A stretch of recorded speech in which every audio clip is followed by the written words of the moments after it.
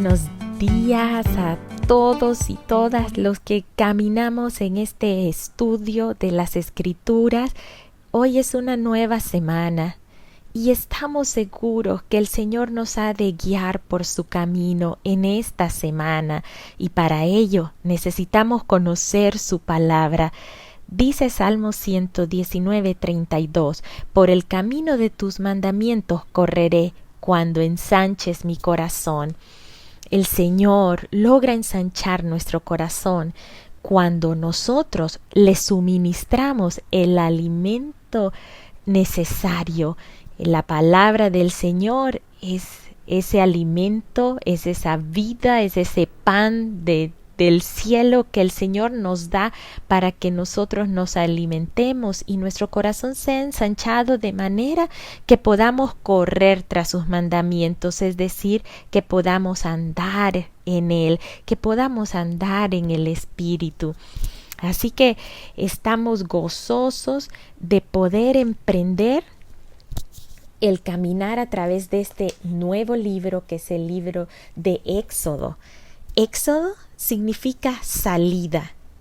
Y si recordamos nosotros en nuestro estudio de Génesis, en Génesis 15, el Señor le había dicho a Abraham, en Génesis 15:13 le había dicho: Jehová dijo a Abraham, ten por cierto que tu descendencia morará en tierra ajena, y será esclava allí, y será oprimida 400 años. Mas también a la nación a la cual servirán juzgaré yo, y después de esto saldrán con gran riqueza.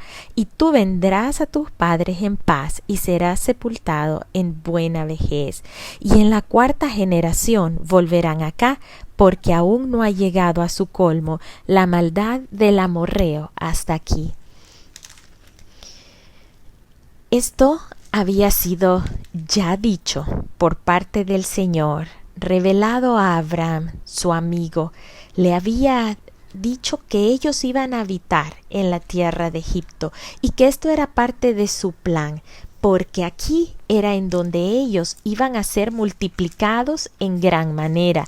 Recordemos que el Señor le dijo a Jacob que no tuviera miedo de descender a Egipto. Esto fue en Génesis 46, que le dice: y habló Dios a Israel en visiones de noche, y dijo: Jacob, Jacob. Y él respondió: heme aquí.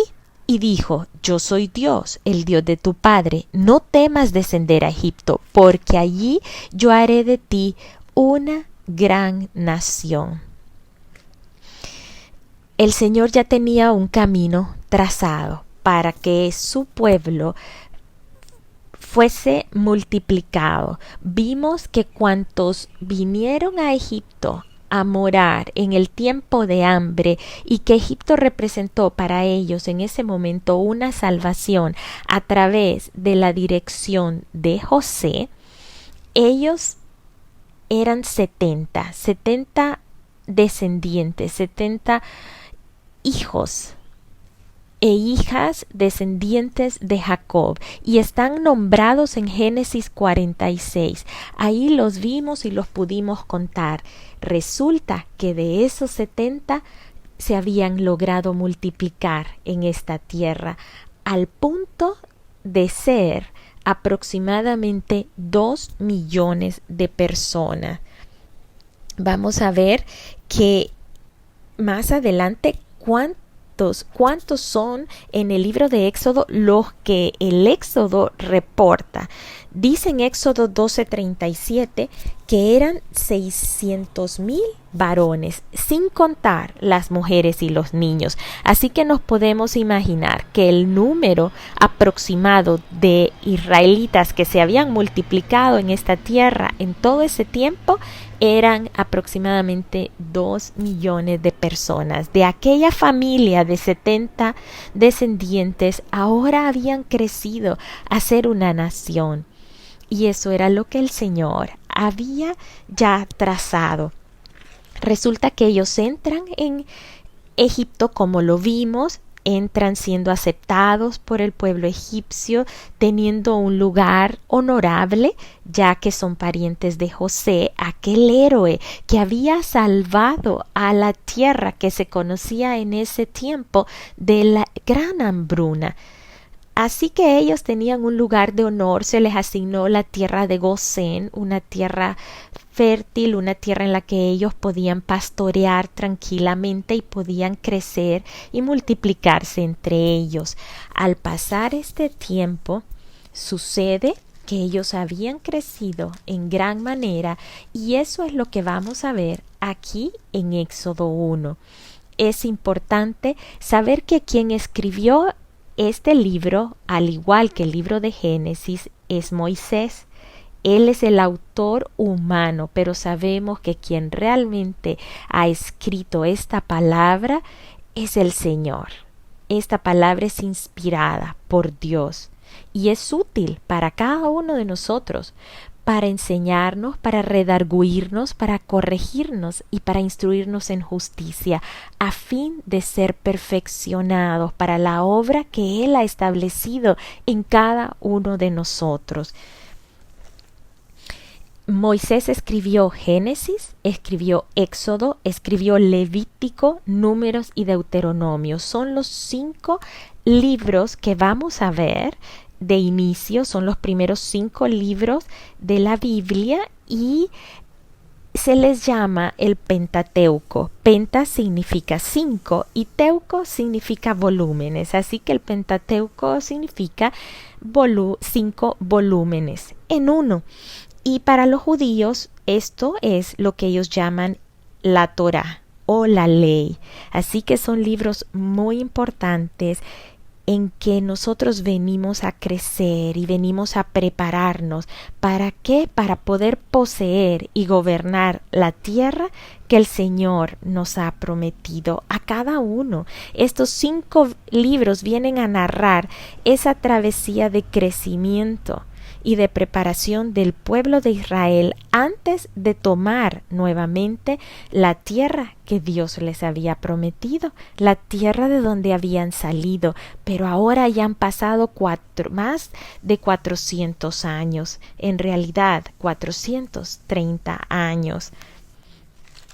Así que vamos a ir a Éxodo 1 y ver qué es lo que está sucediendo, qué fue lo que pasó de aquella familia de 70 que llegaron a vivir a Egipto y que tan gustosamente habían sido recibidos y que tenían tierra y tenían alimento y tenían protección del faraón. ¿Qué sucedió al pasar los años? Pues sucedió lo que siempre sucede. Vienen otras generaciones con otra mente, con otro pensamiento, con otros valores. Y vamos a ver que al inicio del Éxodo 1, pues, se relatan los nombres de los hijos de Israel, sus familias, y dice en Éxodo 1:7, y los hijos de Israel fructificaron y se multiplicaron y fueron aumentados y fortalecidos en extremo, y se llenó de ellos la tierra. Aquí está cumplida lo que el Señor le había dicho a Abraham, que iban a ser multiplicados en gran manera, y lo que el Señor le había dicho a Jacob, que descendiera, que allí iban a crecer. Pero sucede que un rey que no conocía a José vino a tomar poder en Egipto después de estos 400 años. Se pueden imaginar, ya era una dinastía completamente diferente, una dinastía que no tenía favor para con los extranjeros y mucho menos para con un pueblo que había crecido tanto y que les era amenaza. Y por eso es que este faraón dice: seamos sabios para con él, para que no se multiplique este pueblo y acontezca que viniendo guerra, él también se una a nuestros enemigos y pelee contra nosotros y se vaya de la tierra. Así que estaban preocupados este rey se sintió preocupado por ver cómo estaban creciendo y me imagino cómo prosperaban en cada uno de las actividades, pues por supuesto la mano de Dios estaba con ellos. Así que la manera como ellos manejan esta situación, como este faraón piensa que los puede detener y que les puede reducir en poder, es sometiéndolos a esclavitud. Y dice que les pusieron pesadas cargas y los mandaron a hacer ladrillo, a hacer barro y a toda labor del campo. Pero ahora era bajo una condición diferente. Ahora ya no era siendo ellos bienvenidos en esta tierra, sino siendo obligados con rigor en calidad de esclavos, en calidad de servidumbre. Y por supuesto, esto trajo mucha amargura al pueblo de Israel, habitando en la tierra de Egipto. Y además de esto, además de poner estas duras cargas, ya que al inicio comenzó en que ellos les proporcionaban los materiales, los egipcios, luego ya no se los proporcionaban, los obligaban a hacer la misma cantidad de ladrillos y a edificar ciudades con el mismo rendimiento, pero teniendo ellos que conseguir su propia paja y sus propios materiales.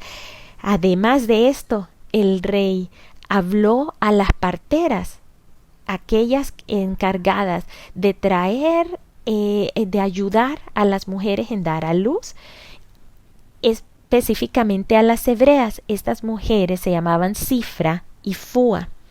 Estas mujeres eran egipcias. Estos nombres son nombres egipcios que significan belleza. Cifra significa belleza y Fua significa esplendor.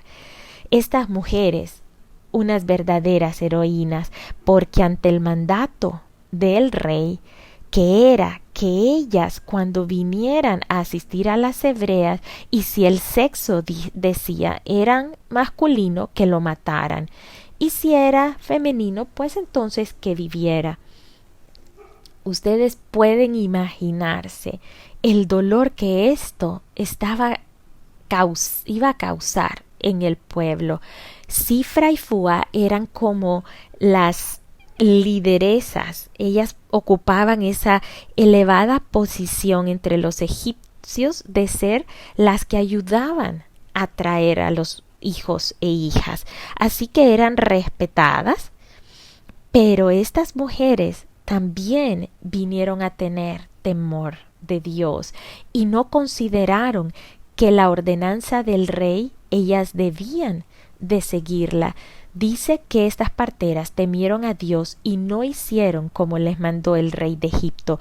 De alguna manera estas parteras conocieron al Dios de los israelitas. Seguro que entre los israelitas ellos estaban hablando de aquel Dios que les había dado tantas promesas y que los había traído a esta tierra de Egipto para librarlos del hambre. Así que estas mujeres conocían de Dios y dice que les preservaron la vida a los niños. Ellas no obedecieron la voz del rey porque prefirieron obedecer la voz de Dios. Estas mujeres, realmente heroínas, en un tiempo en que fácilmente pudiesen haber acabado con ellas y sus familias por este desacato a la autoridad de ese tiempo. Y luego cuando el faraón se dio cuenta que esto no estaba sucediendo, que ellas no estaban acabando con la vida de los varoncitos que nacían, el faraón las manda a llamar y les dice: ¿y qué es lo que sucede? Porque han preservado la vida de los niños. Las parteras respondieron a Faraón: porque las mujeres hebreas no son como las egipcias. Ellas son robustas y dan a luz antes que la partera venga a ellas. Y Dios hizo bien a las parteras, y el pueblo se multiplicó y se fortaleció en gran manera. Aquí vemos ese atentado contra el pueblo de Israel, contra la multiplicación. ¿Saben El enemigo ha sabido que de este pueblo, por supuesto, iba a venir el Salvador, que este era el pueblo de donde la línea generacional de Jesús iba a nacer.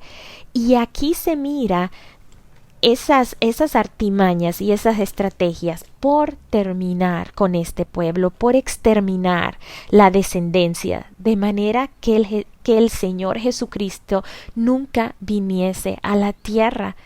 Pero el plan de Dios siempre se cumple. Él está por encima de cualquier estrategia y de cualquier artimaña de exterminio. Vemos aquí, sin embargo, cómo se levantan esas estrategias contra el pueblo de Israel. Existe un movimiento antisemítico y lo vimos en la historia, allí durante el tiempo de la Segunda Guerra Mundial vimos cómo nació ese odio contra el pueblo judío por medio de Hitler y toda esos principios antisemíticos que actualmente están vigentes. Esto sigue vigente hoy. ¿Por qué? Porque es el pueblo escogido, es el pueblo por medio del cual el Señor da evidencia de Él y por supuesto levanta ese odio de parte de todos aquellos que no creen en Dios. Y aquí pues está este faraón creando todo este tipo de artimañas para terminar con la vida de los niños.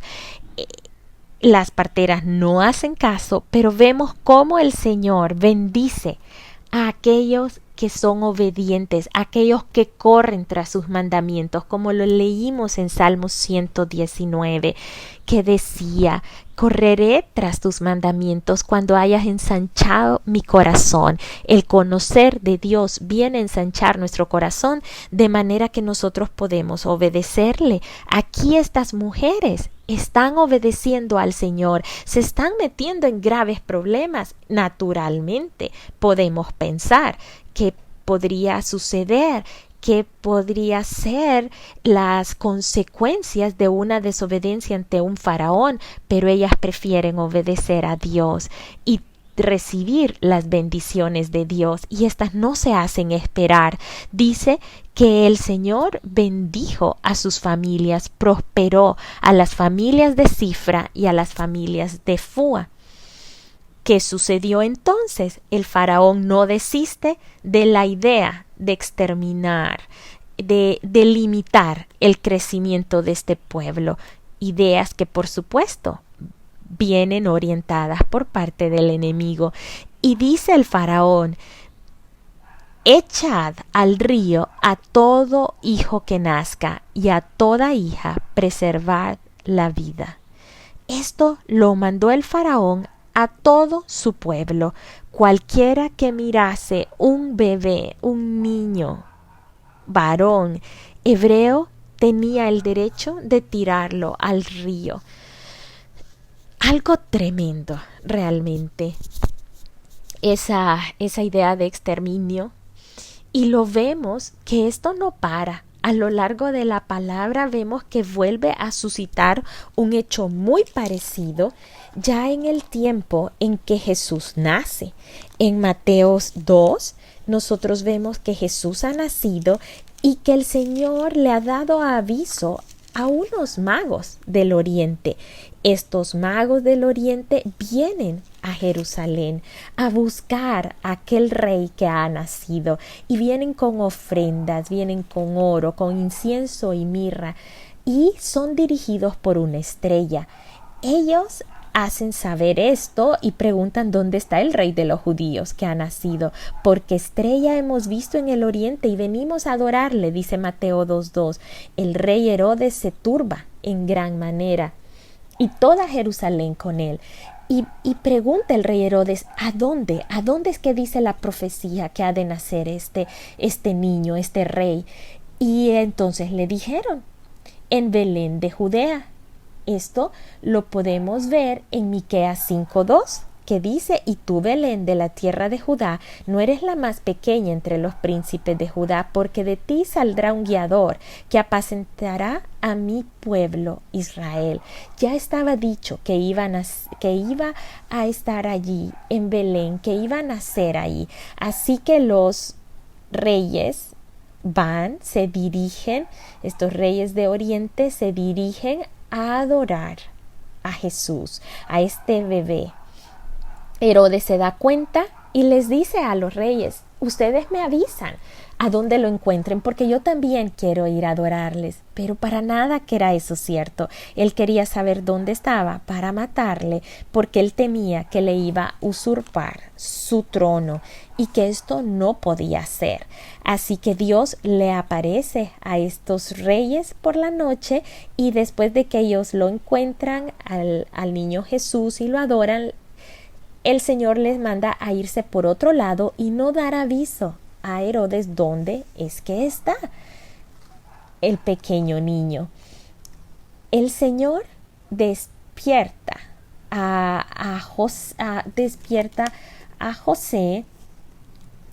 diciéndole en un sueño, diciéndole que debe de huir a Egipto para preservar la vida del niño, ya que el rey Herodes iba a enfurecerse tanto porque los reyes no le habían dicho dónde estaba este niño, e iba a dar un edicto muy parecido a este, en el que todo niño menor de 2 años, sacando él las cuentas de qué edad podía tener el niño Jesús, iba a mandar a matar a todos los niños menores de 2 años. Se pueden imaginar qué tremendos decretos los establecidos por este rey, por este faraón. Así que el Señor preservó la vida de Jesús y mandó a que ellos se fuesen a refugiar a Egipto. Cosa irónica, ¿no? Que ahora Jesús iba a venir a morar en Egipto para defenderse, para poder ser preservada su vida ante el edicto que el rey Herodes estaba dando allí en la tierra, en Jerusalén, en todo este lugar. Así que vemos que ese principio antisemítico ha prevalecido a lo largo del tiempo. ¿Por qué? Porque hay fuerzas del mal que se contraponen al plan de Dios, pero vemos que siempre el plan de Dios prevalece, y así prevalece en nuestras vidas. Con cada uno de nosotros, el Señor tiene un perfecto plan, y este plan va a prevalecer contra todo lo que quiera levantarse en contra de él, y nosotros debemos de estar dispuestos y disponibles para que sea la palabra del Señor guiándonos en todo momento, así como guió a estas parteras, así como vamos a ver que guía a los padres de Moisés en el siguiente capítulo. En este momento, pues, está esta ley, esta ordenanza. Hay gran dolor entre el pueblo israelita en medio de Egipto. Ellos están conociendo ya el odio de los egipcios hacia ellos. No les basta la opresión, sino ahora están atentando contra sus vidas. Pero ¿saben qué? Esto nos llama a la reflexión. Ni todos estos niños que fueron asesinados en este tiempo, ni todos los niños asesinados en el tiempo del nacimiento de Jesús, con esa ordenanza del rey Herodes, viene a ser comparado con la cantidad de niños que son asesinados por el aborto en nuestro tiempo, y nos debe de llamar a la reflexión que el propósito de Dios no debe ser abortado, y que no debemos ser ninguno de nosotros partícipes de estas ordenanzas que atenten contra la vida de los niños, de los niños que ni siquiera ahora han nacido. Así que debemos de ser sensibles a lo que sucede en el mundo actual, de ser sensibles y no ir tras la corriente de este mundo, de saber que no es plan del Señor que niños mueran, que no es parte de su voluntad, que madres tomen la decisión de deshacerse de ese bebé que ha sido formado en sus vientres. Así que ahora estamos nosotros ya dando los primeros pasos en este emocionante libro del Éxodo.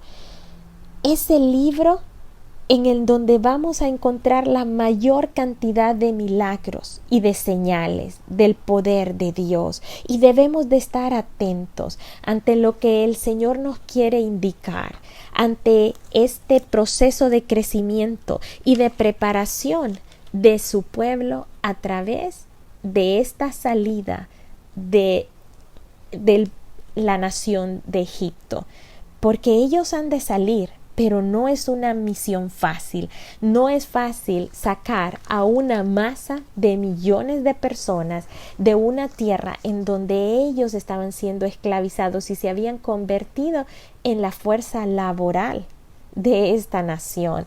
Ellos eran los que edificaban, los que producían los ladrillos, eran la mano de obra de este lugar. Pero también este capítulo de Éxodo nos hace pensar en nosotros mismos. ¿Qué sucede con nuestras vidas? ¿Cómo estamos? ¿Estamos nosotros esclavizados por algo? ¿Quién nos está esclavizando? ¿Estamos nosotros siendo esclavos del pecado, siendo esclavos del enemigo, siendo esclavos del sistema de este mundo?